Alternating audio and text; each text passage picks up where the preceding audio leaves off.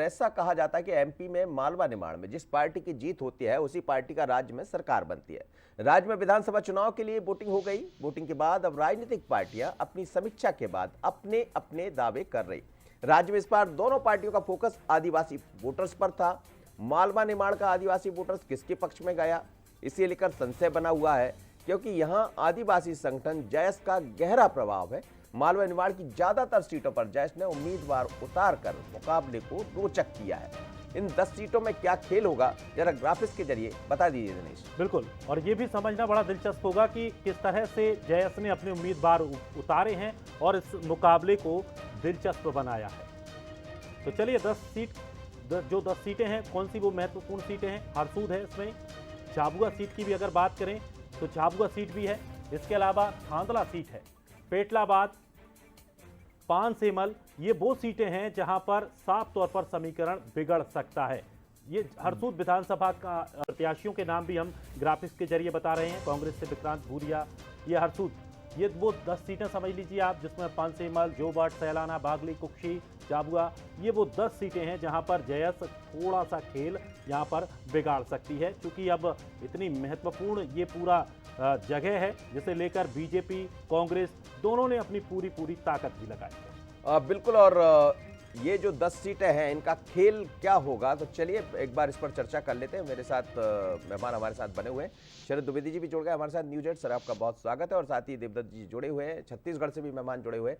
शरद जी से सबसे पहले, शरद जी के पास, शरद जी, ये कहा जाता रहा है कि सत्ता की चाबी मालवा निमाड़ के पास होती है, पर मालवा निमाड़ में एक और समीकरण है, और वो समीकरण है जैस का। जैस के अलावा कुछ और भी आदिवासी संगठन जब हम फील्ड में गए तो वो भी दिखाई दिए। क्या ये माना जाए कि खेल बिगाड़ने और बनाने का काम ये संगठन करेंगे? देखिए, इस बार भारतीय जनता पार्टी का अगर आप शुरू से देखेंगे कि पूरा जोर जो है ट्राइबल बेल्ट पर इस बार बीजेपी का रहा है, और बीजेपी ये मानती रही है कि अगर आदिवासी उसके पक्ष में रहा तो निश्चित तौर पर विजय उसके साथ रहेगी। और इसीलिए अगर आप प्रधानमंत्री की रैलियों का आंकड़ा निकालेंगे या जितने दिग्गज नेता हैं भारतीय जनता पार्टी के, और खुद मुख्यमंत्री शिवराज सिंह चौहान का बहुत फोकस आदिवासी बहुल इलाकों पर रहा है। आपको याद होगा पैसा एक्ट पहले लेकर आ गई भारतीय जनता पार्टी, रानी कमलापति, दुर्गावती, बिरसा मुंडा, या तमाम वो जो नाम आदिवासियों के महानायकों के हैं वो हम गूंजते हुए सुनते रहे हैं बीते 2 सालों से।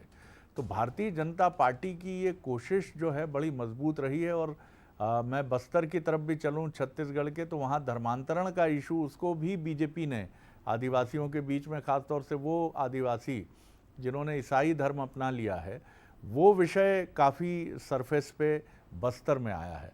तो मुझे लगता है कि जयेश का जो प्रभाव है उसको न्यूट्रल करने में बीजेपी कितनी कामयाब होगी ये नतीजे बताएंगे, लेकिन इसकी संभावना बहुत अधिक है कि भारतीय जनता पार्टी इस बार मालवा में तो कम है ऐसी सीटें, इस तरफ रतलाम जी। या निमाड़ की तरफ, निमाड़ में अधिक हैं ये सीटें, और मुझे लगता है कि बीजेपी अगर वहां अच्छा कर पाती है, जिसकी संभावना विश्लेषक बता रहे हैं। जी बिल्कुल, और इस वक्त सीधे मालवा निमाड़ ही चल देते हैं। हमारे सहयोगी पीयूष वहां पर मौजूद है, पीयूष से बात कर लेते हैं।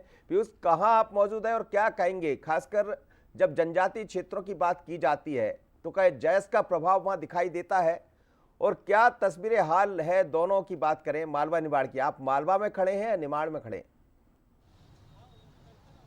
देखिए मनोज जी, इस वक्त हम निमाड़ में मौजूद हैं, और जैसा आपने जिक्र किया है कि 66 सीटें हैं मालवा निमाड़ में, और 22 ऐसी सीटें हैं जो आदिवासी यानी कि अनुसूचित जनजाति के लिए आरक्षित हैं।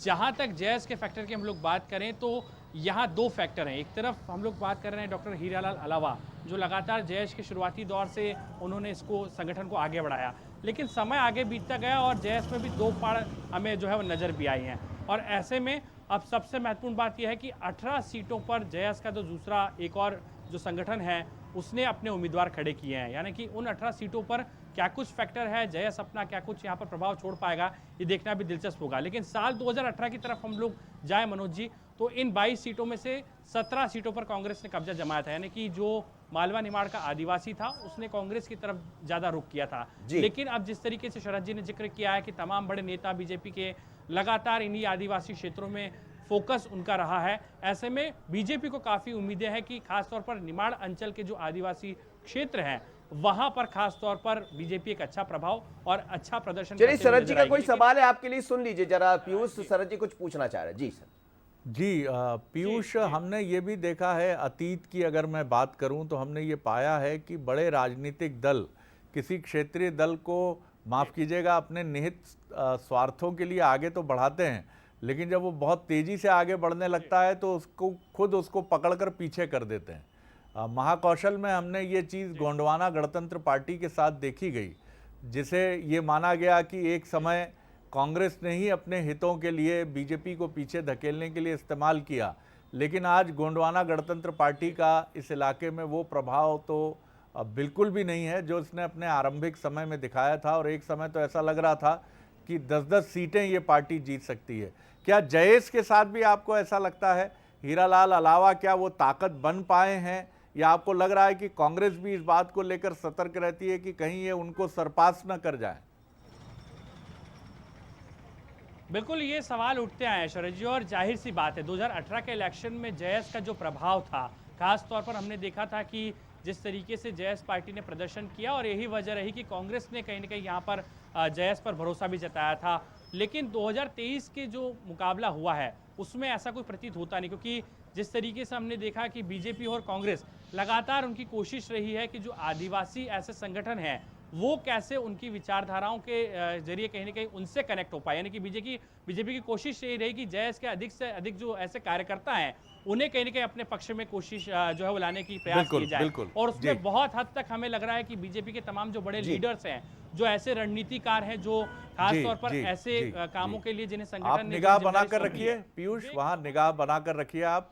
और बिल्कुल आप बहुत परफेक्ट जच रहे हैं इस समय। पीछे आपकी चुनाव एक्सप्रेस खड़ी दिख रही है बंसल न्यूज़ की, और आगे पटका डाले हुए आप पूरी तरह मुस्तैद हैं। पूरा निमाड़ का जायजा लीजिए, क्योंकि मालवा निमाड़ यानी सत्ता की चाबी। जी।